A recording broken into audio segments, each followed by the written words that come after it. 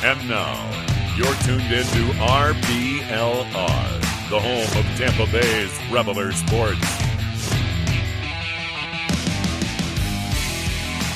Hi, everybody. Welcome to your RBLR Rays podcast. I am Ben. Zach is back again off of his paid administrative leave. Missed out on that Solon's interview, but it was a good one. It was fun. He missed you. He wished you were there. It was really good. Going? I listened to it. Yeah. It was a phenomenal interview. Great job, Ben. I loved listening to every minute of it. There was so much like baseball knowledge just dropped there. Neil was awesome. It was a phenomenal episode. Really, really bummed that I missed it, but it was awesome. Thanks. It was fun. I was definitely like I was nervous at first because I feel like he's like the trop father, I guess we could call him, of like Rays baseball. I was gonna do like a Godfather thing. Anyways, I think we have like just as good, if not a better interview coming up today. I'm really excited about this. Joining us from the Rays organization, pitcher Haden Erbe. How's it going, Haden? Thank you so much for coming on. Morning, Ben. Thank you for having me. It's going well. Yeah, I'm really excited to talk to you about your journey and stuff, and through baseball and what it's like playing for the Rays. So, but before we start that, I just want to let everybody know, if you want to hear more interviews and stuff like this, you can subscribe, like, follow, all that stuff. Come to my house. I will tell you how to subscribe personally. I will give you handwritten instructions. It doesn't matter. Just keep liking, following, subscribing, all that good stuff. Because we do have a lot of cool things planned coming up. So, anyways, I think we can just get into that. I'll stop rambling here, and yeah, Zach, do you wanna start us off? Yeah, absolutely. So, what's it been like for you pitching in the Rays organization so far? So I signed in July from the Pioneer League, which is independent ball league, after playing a full season of college. So when I got in, right when you get in, they get all these numbers on you first day. They're trying to assess your hip strength, arm strength, mobility, anything that's a compensation. Just build all this data off that, and then you basically build up into a bullpen. But they really didn't do too much. The first month they had like this rule where we want to see who you are and capitalize on those strengths and kind of learn about that. So being able to be myself for a month and not have anything being changed right away is like really important. And I think that's why they have so much success with so many different guys, because they don't really try and change too much. They know what they want to do. They know where they're trying to go with you. But the way they do that is letting you like have some control of your own career and let you get there. So as much as you want the data, they'll give you the data. As much as you don't want the data, they won't give it to you. They'll just guide you in different certain ways. And for me, that's just been awesome, just being allowed to honestly to be myself, because that's when I perform the best. I did like the celebration thing. My first 2 out of my first 3 outings, and I did it in the rookie league, which is funny because I was about 5-6 years older than everybody else, but they absolutely loved it. All the coaches, they didn't say like none of that, whatever, cut that out. Like they were all for it, and it was a culture of just the whole complex league. We just played with emotion, and that was really, really cool. And then I was able to finish out in Bowling Green and help win the championship in the bullpen for that. So I've had nothing but a great experience. I just got back from the Trop last week. I did a mini camp with some one-on-ones with a bunch of the coordinators there, and that went really well. The same thing, they just introduce you to these ideas, and they don't make you do anything, but I know it's a nice firm hand on the back. It's like, hey, maybe you want to try this, and the logic's there. They explain it, and it's really awesome to be a part of the organization, and the people are amazing. That is awesome. Was it different than you expected? Like, how does it compare to like what you thought it might be like moving into the major league organization? For me personally, so I threw 10 innings. I gave up 1 hit, and it was a blooper. So the competition, and I got the high. So I got to skip low A, and honestly, the competition's really it's the 3-hole. It's the 3-hole in college that you see.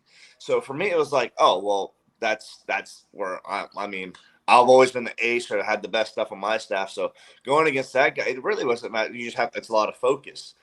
Consistency trumps. You try to take an at bat off. That's where I think a lot of guys can get got, or you don't take care of your routine, you get out of routine. So as far as that, that's something I actually have. My process over my journey has helped me fine tune to where that was actually a really easy jump competition wise. And now the next jump will be I was 24. I was 24 years old when I started throwing in pro ball. So I haven't got to a level where I'm not one of the older guys, or at least average age. So my next jump will be playing guys older than me again, because I haven't had to do that in years. I haven't had to do that since I was probably 2021. Guys who are 22, 23, that's different. 26, 27, those are grown men. So I think that's going to be a jump where I'm expecting as I continue to go. But other than that, I mean, how just smart the people that the Rays provide and how much they actually care. You hear about the grind. You hear about this. Pro ball, they don't care. Whatever. Tampa Bay Rays, I mean, class act. I mean, they truly care. The amount of meetings they have, they give you actionable data. They care about you as a person. They provide everything you could possibly want. And that was the one thing I didn't expect, was just like, you're not really on your own. It's less of a grind. Like, we are being taken care of very well in the Tampa Bay Rays organization. And I feel very lucky to have this opportunity as a guy who I've sacrificed a lot in my life to get this opportunity. That's so awesome to hear. Like, I have zero baseball talent, but it makes me want to pick up a bat or a glove right now and like go play for the Rays. Like, you're going to be taken care of like that. I really like what you said about the actionable data. I think that's so important because, every major league team has access to this stuff now. Like, there's no secret. I mean, every organization is doing things differently, but, everybody has access to it. But how you can like use the data to, to plan for coaching or to plan to get better, or just implementing it on like a day by day basis. Like, that's where, it seems like things kind of differ from organization to organization based on like what I've heard and who I've talked to. But that's really awesome that they take care of you all like that. And, they're so transparent and clear with their communication. It's no surprise that you've had so much success. I mean, I've seen some of your numbers and stuff from your pitch data that you posted before. And like, you combine that with such a focused and driven, coaching approach, and it's going to yield some great results. You mentioned pitching in the complex league. That was a phenomenal team. Almost won the championship down there. And then you pitch in Bowling Green, where they did win. So just winning at every level, and you've had a lot of success. I've noticed I was looking at your Fangraphs page. You've been, I don't want to like jinx anything, but you've kind of got a no-hitter going on. And I mean, at least in the official Fangraph stats, it's looking good so far. So, it's really exciting. But anyways, kind of building on the data thing I was talking about, like, how much does data and analytics like play a role in what you do as a pitcher? I'm on the extreme end of it takes a big role. I have tracked I take it, and not just sleep from a data from my pitch tracking information, which I have in front of me. I threw a bullpen on TrackMan on Thursday. So I actually have every locked and loaded and what kind of goes into that and how I build that out and my goals for the year. And I'm probably in the top 1 or 2% on how much I track and do stuff. I have spreadsheets on spreadsheets. I've done this for about 4 or 5 years now. I track all my calories, my macros, my protein. I've specifically time out my meals.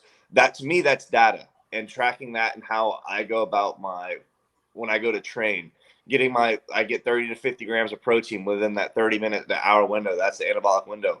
Also, when I time my creatine, my sleep, if I eat within an hour to 2 hours of bed, I know I will get about 20% less restorative sleep, which is deep sleep and REM sleep, which I track through Whoop, which the Rays provide us. I was using Aura before that, but I'll track all of that stuff with my throwing workload, with my lifting workload, how much, all that stuff. And I have all this data, and I compile it to see what works for me. And then I rinse and repeat. Once I have it going and I'm in a good area, this off season has been really good. I eat probably 3 to 4 times a day. I have everything I need to do. I've been on a very high steak diet, which is kind of funny that's kind of like my brand on social media through Instagram and Snapchat. I'll post a steak and I'll have people who tag me in these steaks now. It's like a recovery thing. It's something that I got from Dean Jackson from Driveline Baseball, who I worked with a few years ago. So data is very important in everything I do. I mean, I don't make everything even when I go play golf, that's a calculated decision on how that's going to affect my training. If I stopped drinking this off season, and I drank in the past socially, whatever, or something I did on the weekend. I work hard, whatever. Now I just wanted to, if I want to take that next step, that next level, drinking just kind of got eliminated, because the way it works is you have 72 hours, 96 hours to metabolize this alcohol, which will affect the training. That's half a week. If that's half a week, that's the whole week. If that's the whole week, I only have so many before I go in. So now I've kind of just completely limited it social, not just special occasions. You win a championship, you win a playoff season. It's kind of like save for that, birthdays, maybe New Year's. So drinking just kind of got eliminated, but that's how my data accumulation has gone in. It's like I'm just giving away so much time, just off, even if it's 3 or 4 drinks, not even going out and having like a really good time, So that's how I view my data and analytics, and how I accumulate it myself and track it to try and increase and optimize performance. That's really impressive to me, just how, like, I mean, obviously you're a professional athlete, so you take everything that you're doing very seriously, but just how you've itemized your whole life. That's super impressive to me, that you're the discipline that takes to do that on a daily basis is that's incredible. And do you really feel like that is the path, like, to success, is having that level of detail in your life? For me, so the way I look at it, it's like a mindset. If I came on here and I said I wanted to be a big leaguer, and I'm like, I was a very high test taker. I have like 3 degrees now. Like this is what I learned. This is my niche. If I know getting 8 hours of sleep is the equivalent to almost taking steroids as far how much it helps you recover and produce your body, and I tell you I want to be a big leaguer, and I'm going out and averaging 6 hours of sleep in a week, am I lying to you or am I lying to myself? And that's what so it becomes an easy decision for me. It's not. It's just I'm not a liar. I wouldn't come up here and say I want to be a big leaguer and then go do all these things. I know that would help me be a big leaguer and make my body the best it's ever been, especially with my injury history. So that's how it's not really. It's just it becomes an easy decision, when I start taking that. Is this going to help me get to the big leagues? And not just get to the big leagues. I feel like that's a goal for a lot of people. It's like, I want to play 10 years. If I want to play 10 years in big leagues, I can't be treating this like it's, because I'm not as genetically blessed as some people. Some people are born and you could get MLB tattooed on their forehead. Nothing's going to change that. No decision.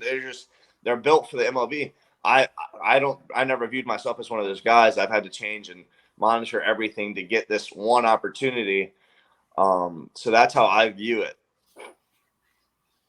Right. No, that totally makes sense. I mean, I feel like I kind of talk about a little bit of this stuff every time we record, but as a teacher, like, I have my students like set goals for themselves all the time. So if you're setting a big goal, like, I want to get to Major League Baseball, I want to get to the MLB, like, you can't, it's one thing to say that, but then it's another thing to actually have like real things to do to help you get there. Like, we set SMART goals.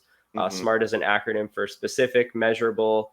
I forgot what the A is right now. I'm blanking. It might be achievable. R is relevant. T is time. So it's like you have to have all these steps in place. So it really seems like, you're not just saying, I want to play pro baseball. Like, you're doing it. Like, you're taking those necessary steps that, these things that work for you. And yeah, I mean, optimizing, your health and things like that can really go a long way in making sure you're, at your peak performance. So yeah, I think that's super admirable, and I'm trying to get on that a little bit, especially with my sleep. So I'm working on it. But yeah, I mean, what's your? I want to circle back to the steak thing real quick. How are you cooking your steak? Are you reverse searing it? Are you grilling it? Like, what's the deal there? So I throw the oven on 425. I have this it's called Mississippi grit seasoning. I'll do a little oil over the steak on both sides and season it with that. I usually like to keep it at least an hour to 3 hours. Then I'll go 8 out of 10 on the stove, butter and oil, let that cook down. I'll sear it first and baste it in that butter, throwing it back in. I might even put a little rosemary and thyme on the in the butter. I'll do that for about a minute to minute 15 each side. Like, this is how I do it. Everything's analytical. Like, I don't guess on anything. I don't believe in guessing. everything's such a Google search away. So I have it down to, and I do it so often. So I'll do minute to minute 15 to side, depending if it's how thick off 16 ounces. And then I'll go about 2.5 to 3 minutes, and I'm eating it pretty rare. And then I'll scarf it down, and like a pound of ribeye. I think my record's like I'll even time that. It's like sometimes like I'm literally so ridiculous with it, but I've gotten into like the low 3 minutes on like a pound ribeye, absolutely housing it. But like it won't take me more than 4 or 5 minutes, and I do that probably 4 or 5 times a week. Nice. That's awesome. I figured we'd get like a really specific recipe here. That was kind of my hunch, and I'm glad we did, because I'm not a big steak person, but my wife is, so I might have to try that out a little bit. That sounds pretty good. Always salt afterwards, because if you salt before, it'll actually take some of the moisture out of the meat. So I always salt it afterwards. Nice. This is great information. I love steak, so this is like great. I'm just like taking this in. I'm gonna watch this back later and like write down the notes, because like I've been wanting to like learn how to cook steak at home, because it's not really economically viable for me to go to Texas Roadhouse every week. So I got to figure out how can I create that at home. So I'm gonna be taking notes. That sounds awesome. There you go. So we've got a little bit of your we talked a little bit about what you think about your analytics. Let's talk a little bit about your stuff. Like what make you've talked about how you've been the ace all through your career. So what has made you that nasty of a pitcher? What's your stuff like? Yeah. So, I mean, even out of high school, my stuff has changed and been manipulated, and I've tried to optimize it, but what's always came true is I've had a low to mid nines fastball, and it's been mostly mid nines. I think I only threw maybe 2 at 93 since my pro season started with the Rays, and I'll sit in that 94 to 96 range, and I'll bump a 7, I'll bump an 8, but it's a high carry fastball, 18 to 20 inches. Wow. It's a lower release height. And I'm trying to make sure just making sure that's consistent, because sometimes it throwing a baseball, the people will yell at the guys like, oh, throw a strike. The difference between a strike is 1 and 2 degrees of release. People don't understand. Left, right, up, down. You're talking 1 degree. That's like a 2 feet miss. So that's how perfect we have to be. So, but if you talk about how you're spinning the ball and getting that 100% spin efficiency or 95% to get that carry, if you cut it just 12%, you're looking at a 15 to 16 inch carry fastball, which becomes average to honestly below average, because there's not many that guys throwing and like without effective velocity in the mid to upper 90s who are carrying it that low. If you're 90 to 93, you probably have you're either sinking it or you're carrying it. So you have to stay out of that, because these batters accumulate so much. Every pitch they see, they know what to expect. They know how to guess where that is. So if you can accumulate more carry off the normal one, that's where you get the swings and misses. So that's what my fastball is. My best pitch that I've always had in my back pocket is the changeup. I kill about 13 to 14 inches off the heater and vertical break. I try to keep it below 5 inches, and then I'll run it at like 16 to 19. It'll kind of just depend on the humidity situation. But that's like 100% spin efficiency of pitch. I'm just really able to pronate, get in on the side of the ring finger. That pitch is something I've always been able to command to righties and lefties and kind of be an equalizer because it's not something you pair up with a big riding four seamer often. And then I've always shown just an absolute big curveball, 79 to 81, 16 to 20 inches down, 10 to 12 inches, whatever. So it's a really, really big. I can't land it very often. You know, this is some like secrets. Like for me, I call it a coin flip pitch. I need to get 0-2, 1-2. Pitches that break downwards are better to lefties. So it's my primary breaking ball. I like to go to lefties. And if I can get it over the white and below like the belt, like for me, it's an out. It's a coin, but for me, it's a coin flip pitch because whenever I miss, it's an easy take because it moves so much. It has to hold the zone for so long and either come in late or come out late. And then last year, I threw a big sweeper, kind of in the same velocity range, but I would just take it and I threw the same curveball. I would throw it here. I just got on the side of it and I'd come around it. And so I was getting like 18 inches of sweep, but I was having to create it artificially off my arm slot. So I was dropping my arm slot. So all I've really been working on is kind of coming up with a harder pitch, breaking ball, cutter, gyro slider thing. I actually got some really, really good feedback on the TrackMan. And get my breaking ball, the sweeper, get the release height higher and not create the spin artificially and try to throw it a little bit harder and maybe sacrifice some sweep. So it'll be big 4-seam carry, average probably 94, change up 86, 87, 10 to 12 inches off that below. Big power curveball at 80, but I really only save it for lefty. So it's like my arsenal only takes it. It depends on the batter. You know, you can sink it, cut it, all these things, but these guys will have vertical bat approach angles or horizontal, more horizontal. Going left to right is actually a bad thing. You're going to have to go up and below the barrel versus guys who get more vertical at contact. You can go more left and right. So that's kind of what takes in place how I throw and my stuff. And I'm just trying to become the best pitcher that being able to manipulate any hitter that gets in there, and do it over the course of a full season. Right. So, I mean, having all those different like tools in your toolbox, you can really attack, any kind of batter, whether they're, they've got that bit of an uppercut or they're more of a flat swinger, Right. lefties, righties, anybody's. Okay. That makes Right. sense.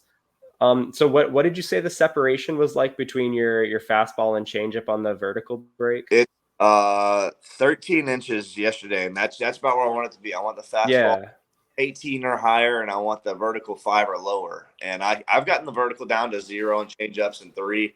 And when it's really coming off the fingers, right, like it's a really good pitch for me because I can throw it really hard as well at like 86, 87, 88.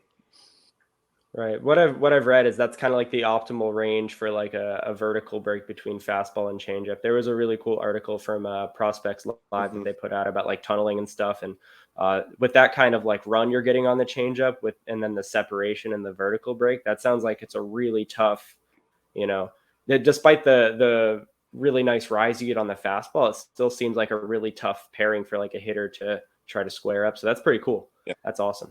Yeah, I've had reverse splits most of my career, which means I've gotten left-handed hitters out at a higher clip than right-handed hitters, and that's probably mostly because four-seamers play better against opposite-handed batters, changeups play better than opposite-handed batters, and my best breaking ball, the curveball, will play better against opposite-handed batters. So, but that's why I need to be able to get righties out too. I've had too many issues, but I never sank it in college.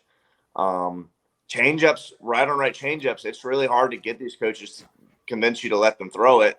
Most of the changes I threw to right on right were me shaking and throwing it myself, just, and that's always a fun conversation when it doesn't go your way.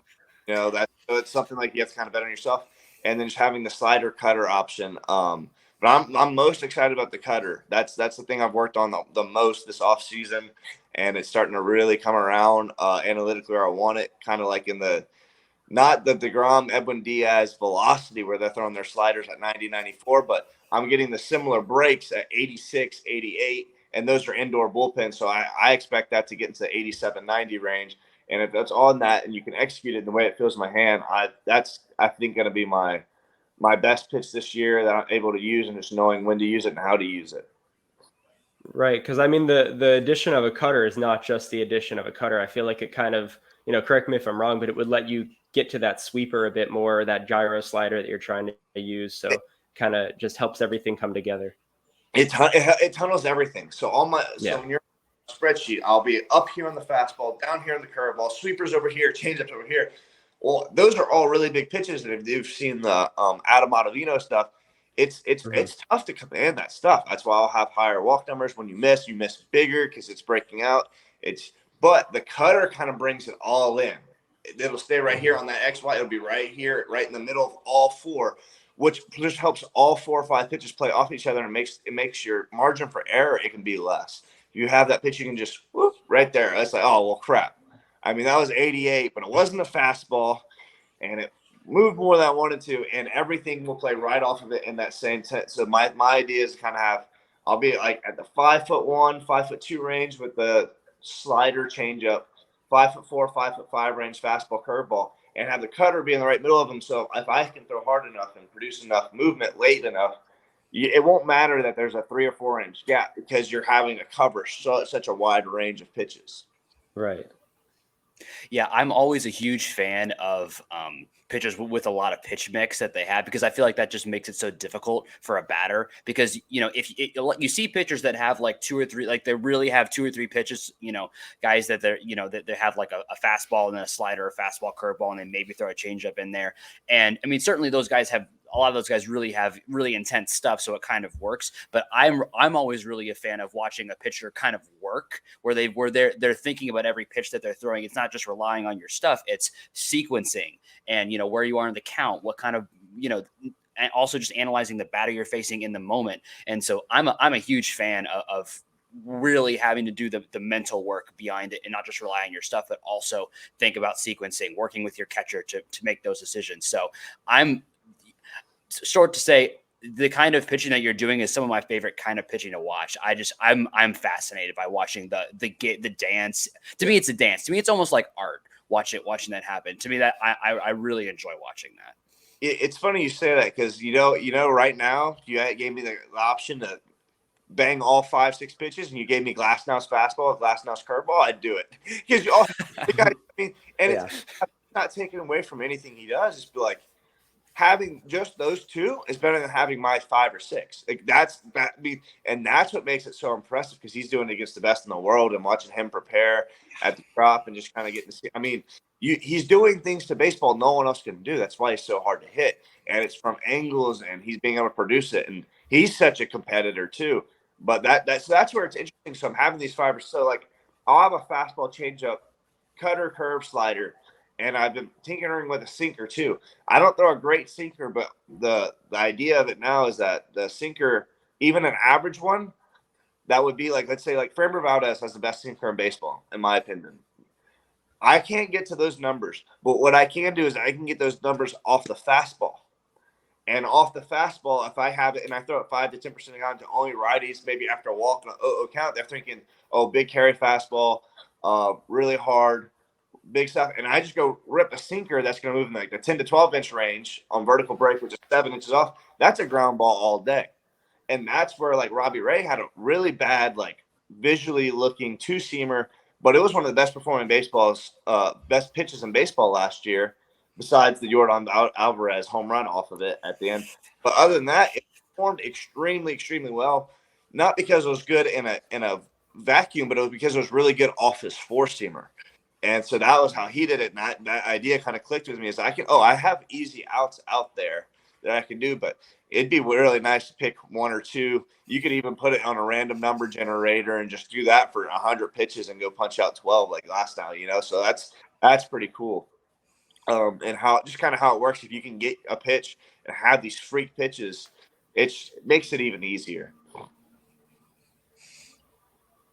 Yeah, Glasnow is like definitely a unicorn with his like, physical tools and all that. Like he's one of a kind. But I mean, he's definitely a competitor too, and we can tell that you are, obviously, by all this, like, and the results speak for themselves. You've had, it's been a smaller sample size, but you've been really successful so far, and there's a lot of really cool and probably exciting things coming up in your not too distant future. So like, what kind of goals, I guess, do you have for yourself in this coming season in 2023?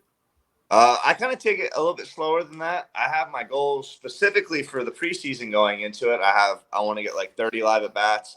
I have like specific, basically the analytic goals for each pitch. I have sequences I want to test out and like usage goals. So I have that kind of stuff set up. But for this season, personally, I mean, I would love to get the AA. I think that puts me in a really good spot with my age. I'll be 25 in August.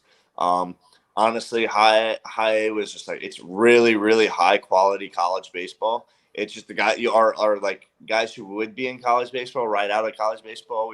We faced some absolute studs, but like, I think being a professional and having just being like that grown man, where it becomes like everything from what I've heard and people I've talked to in the division, AA is big boy ball.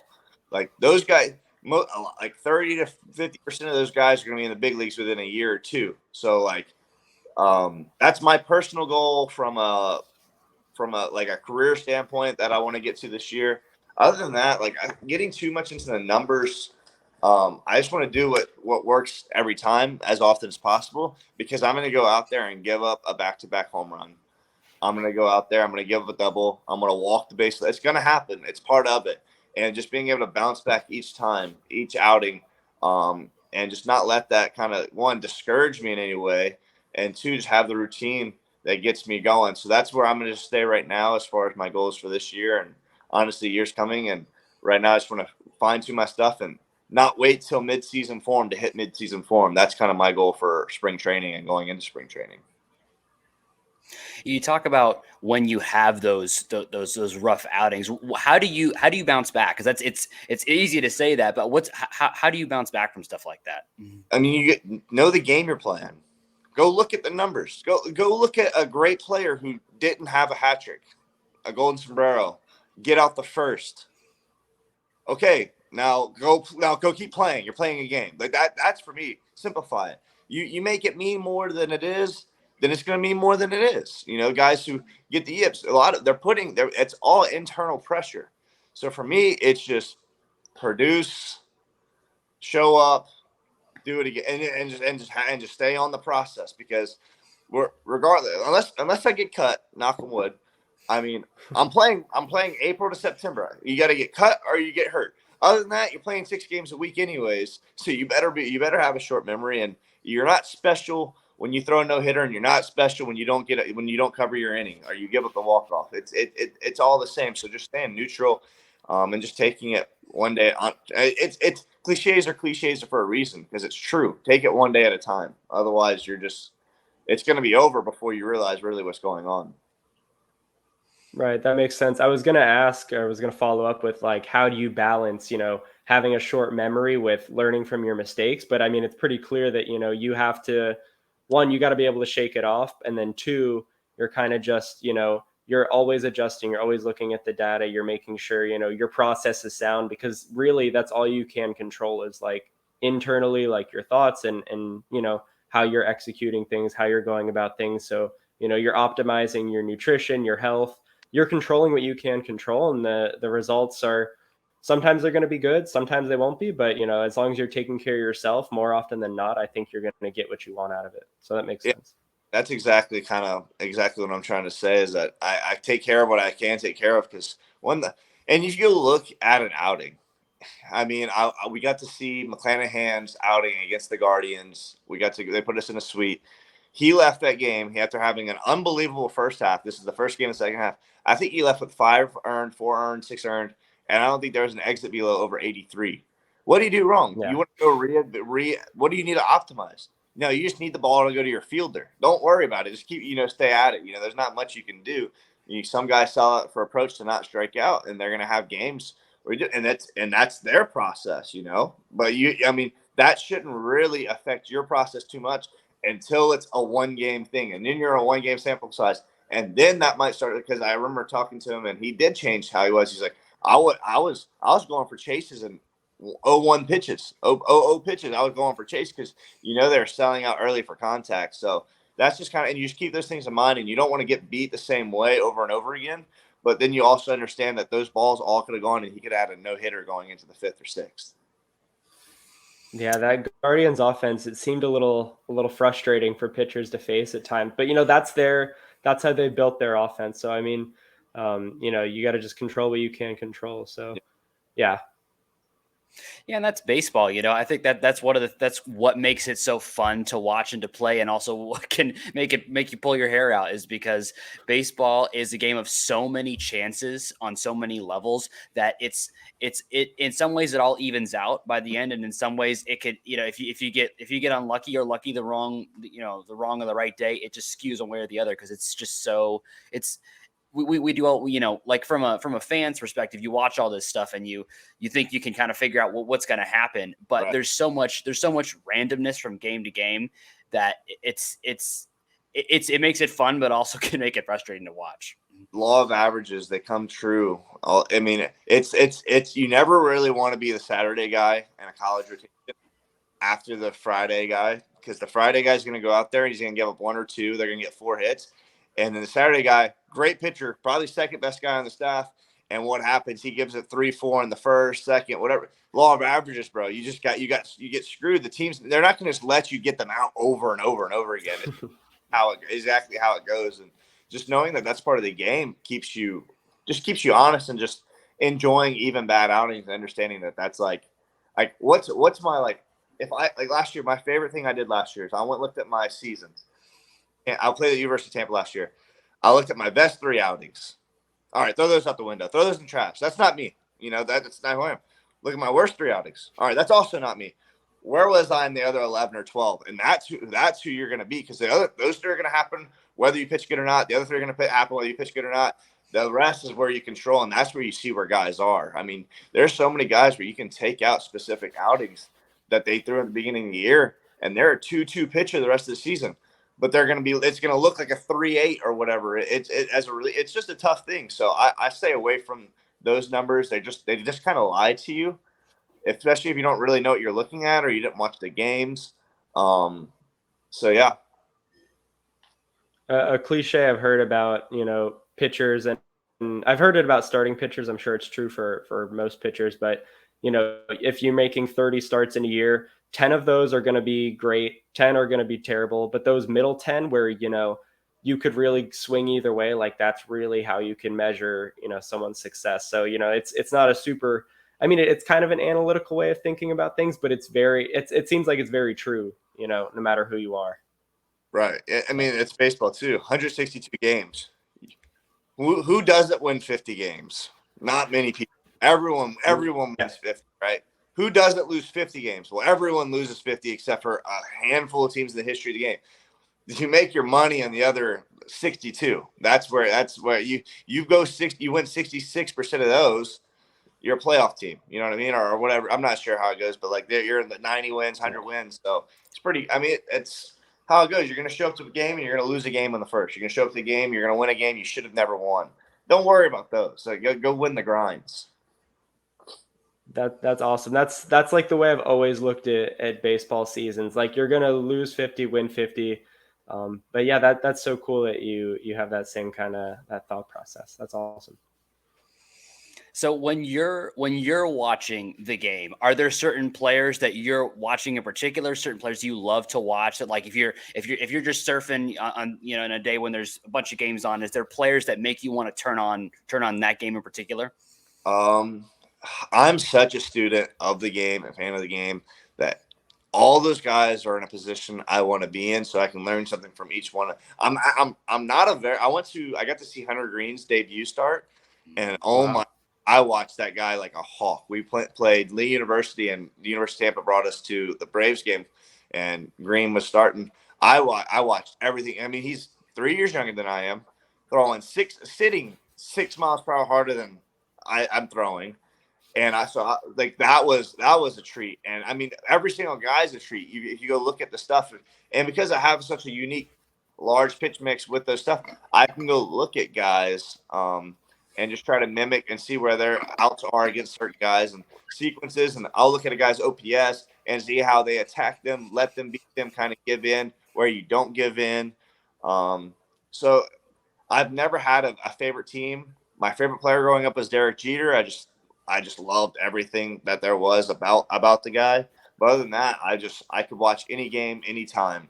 Whether it's a home run derby, college baseball, and just I do the way my brain is, I do this, I do that, and just seeing how they do about it and then seeing how it works out. It's like, or like, okay, that worked there. And that's another thing. And so once you watch enough and you accumulate enough, that's just data in your brain. Basically, every decision and thought process we have is just data that we've accumulated from what we've seen. So being able to watch and absorb as much as I can is kind of my goal. But there's no one really, really in particular. If there's someone on, like, I like watching Luis Castillo. I just like I like change-up guys, honestly. Those are probably my absolute favorites. Just because they're dominating the best with a pitch you wouldn't think they'd dominate. Usually it's the big fastball, the big slider, the power curve, but like to go out there and just dominate guys with a pitch that not even everyone can throw really well, truthfully. Yeah, I really like the Jeffrey Springs changeup, the Shane McClanahan changeup, the Jason Adams changeup is absurd. Really good changeups on this staff in this organization, so that's pretty cool. I know we didn't have this one in the notes, but I was curious, how did you end up going from, because you're from Louisiana, right? Yeah. So how'd you end up in Tampa, like going to UT from Louisiana? That seems like quite a journey. I know you had some injury history that played a role in that, but yeah, what was that like? So when I graduated high school in 2016, I was committed to the University of Louisiana Lafayette Raging Cajuns. They were coming off back-to-back regionals, I believe. I went there for my freshman year and sophomore year. Freshman year, I was able to earn a start. Sophomore year, I hurt my shoulder socket the last day of the fall. We ended up going separate ways, got my scholarship cut. I transferred to the Seminole State in Orlando, Florida, Sanford, Florida. So I went to junior college there. From there, that was the first time I ever talked to Tampa. Tampa called me, offered me. I ended up going D1 to West Virginia University. When I got to West Virginia, I had to have a meniscus surgery, complete repair. I had fractures in my tibia. I threw like 100 innings on it. They just kept missing it. So I skipped going home for Thanksgiving and Christmas that year and just rehab. And when I came back and closed on a Friday and a Sunday, and then COVID happened the next week.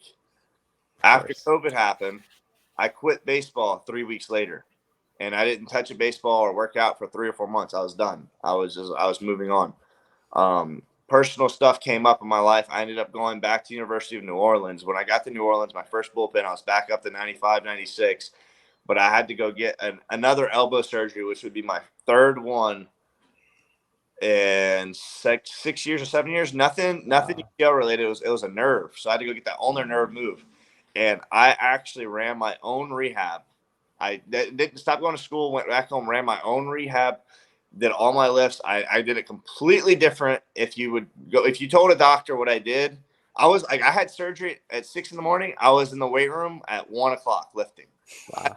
And I'm a full thing. I have videos of it, but I ran it how I wanted to do it. And I came back, and I think it was that December, I was back up to 95, and it was like a 3-month span.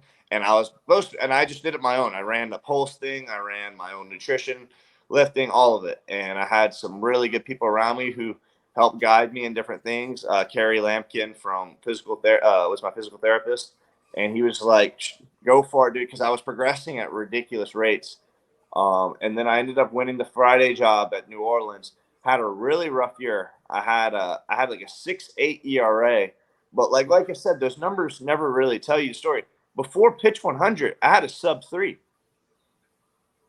Before I threw pitch 100, I had a sub-3, and I had like a 13-20 ERA after pitch 100. So, is the 6.8 ERA me, or is the 6.8 ERA more of a representation of what do I look like after 100 pitches? So I ended up having really good strikeouts, some really good outings, but like I just gave up. I didn't have very many zero earned runs. It's 3 here, it's 4 there, 5 there. I think 30-something% of my runs I didn't actually give up. It was the bullpen behind me. You know, I did my base hits, OPS numbers were like out of this world. Exit velos, all my stuff was great.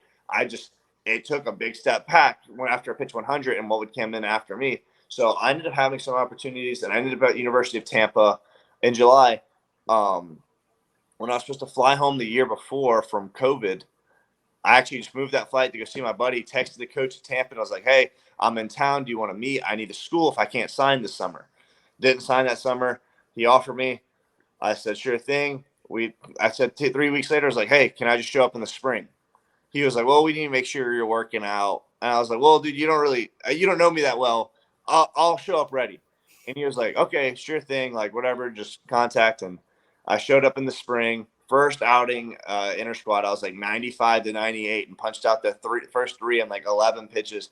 And they gave me the ball. You're the Friday guy. And then I threw I think a sub-2 ERA through like inning 86. And I gave up over a third of my runs or 40% of my runs in my last 2 outings. But what people don't know is that I had the flu leading up to regionals. And when I had the flu, I actually couldn't even go to the first 3 games. And then I showed up in the second inning of a game because our guy couldn't get out of the first inning, stayed there all day. I was on so many drugs just trying to get to there. I ended up going 8 2/3, had 2 innings or 2 runs, and then I came out. I couldn't get the last out. I just ran out of gas. I threw like 111 pitches, 110 pitches, and they ended up giving up all 3 runners that left on base. So those were like that pushed me up to like a 5 runs or 6 runs. The next day I couldn't sleep because I was just on so much pre-workout, everything.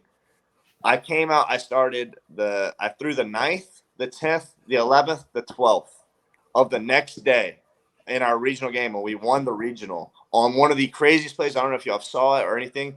Our guy Kevin Kiermaier taught our left fielder a play. There's a pop fly to the runner on third. I'm on the mound, and it goes up here.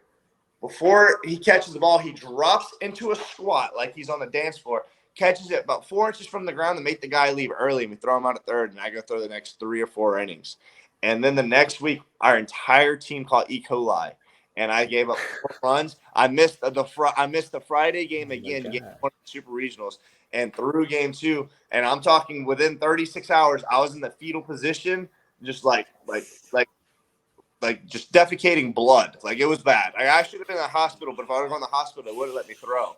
So those were my 10 of my like 30 runs I gave up, or 27 runs, or in that 6-day period, which was just like insane. So it's like, that's not even like a very like good representation of my season. But that's how I ended up in Tampa. I ended up driving out to Utah in the middle of the summer, 25 hours by myself, and then signed a free agent contract with the Rays and came back home. Now Tampa's my home. I live in Tampa whole offseason. That's amazing. I mean, that is one of the wildest like couple day periods I've ever heard for like you gotta write a book. Yeah, we left. We're not going to be able to cover a lot of stuff. I think we're over where we were planning, but there's what went into each specific spot and the stories that I could tell from each story. Like, my JUCO career ended on a fastball off my shin, where they would not take my. I had to fly home in the middle of the week and come back for the elimination game, and then wasn't cleared to pitch, and then we lost. And I led the country in innings that year in my junior college year. And then I had some crazy stories and stuff that happens with coaches and stuff, because I'm very in control of my career. So if you're gonna do something that I don't think that's gonna help, I'm very vocal about that. And so I've had some butted heads. And I think if any of these coaches can see, they're gonna laugh, but they know, like they know I'm what I'm about and what I'm trying to accomplish. But like I can be, it's not that I'm disrespectful. It's just where I won't value the opinion, and like that's something I've had to work on a lot, and that's something I worked on a lot at Tampa and year to years. Like, I don't know how to have these same situations, because if I look back, it's like, man, I haven't had the career I wanted. This is my last stop. If I'm going to do this, like, I'm going to have to be more coachable and work with people better and be more patient and stuff. And those were like really the biggest changes from like a 6 ERA guy who went 2-7 to a 12-2 guy who hasn't given up his first run in pro ball yet. Like, it was literally had nothing to do with baseball. It was literally like treating people better, treating myself better, and being more patient. And then it just kind of came into the game where it's like paying back. And that's where like some of my biggest changes have come in the last few years. Wow, what a journey! Like, you really should write a book someday. Like, that's awesome. But it's seeing and hearing about all these things that you've gone through, it makes sense why you're so you're disciplined, you're so focused and driven, and like you've got everything down to a science. Like, I can see how you've gotten to that point, and it's just so admirable, and it's really cool to see you having success.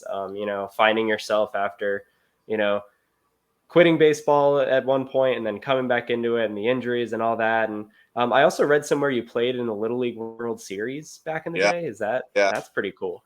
Well, and to get us there, that was one of the crazy. We went to the Little League World Series on a Little League inside the park home run on a bloop single. That's how we went to the Little League World Series. Amazing. We were down 3 runs or 2 runs in the bottom of 6. I remember literally like this with my buddies, crying. We're all crying. A guy comes up, Nick Frutte, 98 pounds, 5'1", goes Oppo Taco, 3 bomb. And then our catcher, next inning, next 3 outs, next inning, it's like 1 out, hits a blooper to right over the first base, throws his bat down in frustration, running the first. It gets over his head, skips out to the right fielder slides, kicks it, picks it up, throws it to third base to throw him out by 8 steps, rolls through his legs, and he runs home when we go to the Little League World Series. And that was still to this day my number 1 baseball experience was that Little League World Series. they don't, everything that's great about that you'll never see on TV, and that's a fact. It's No. the best parts are everything that happens not on the baseball field. I feel like there's like a Netflix series documentary that's like that I would watch or read. Like that's awesome, man. It sounds you got so many stories. It's fantastic. Yeah, I mean, we would absolutely love to have you back on again sometime. Like this was so great. Like I feel like I learned so much, but I also like this was really fun too. Like you're such an interesting guy, and we're wishing you the best in your journey through the Rays organization. Yeah, just thank you so much for coming on. This was amazing.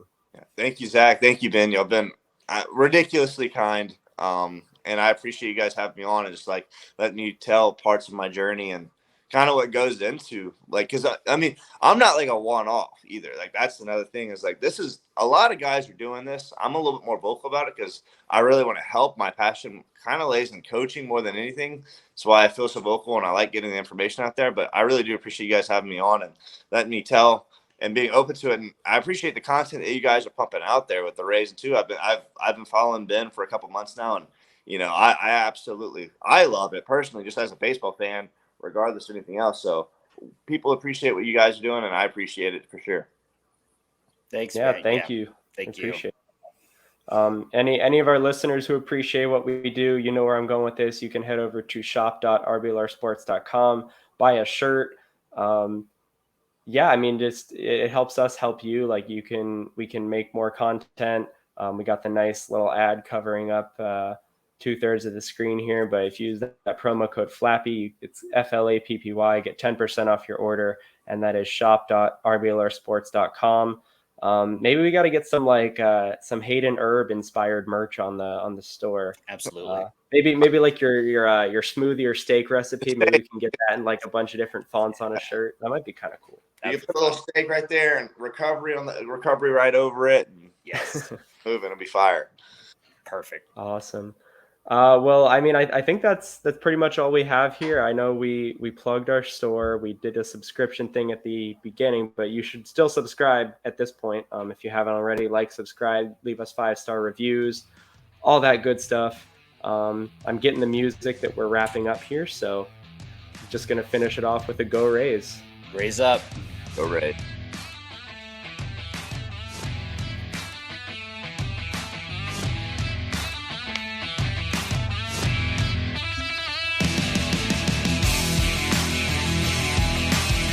Thank you for tuning into this presentation by RBLR Sports. On your way out of the stadium, please remember to like and subscribe.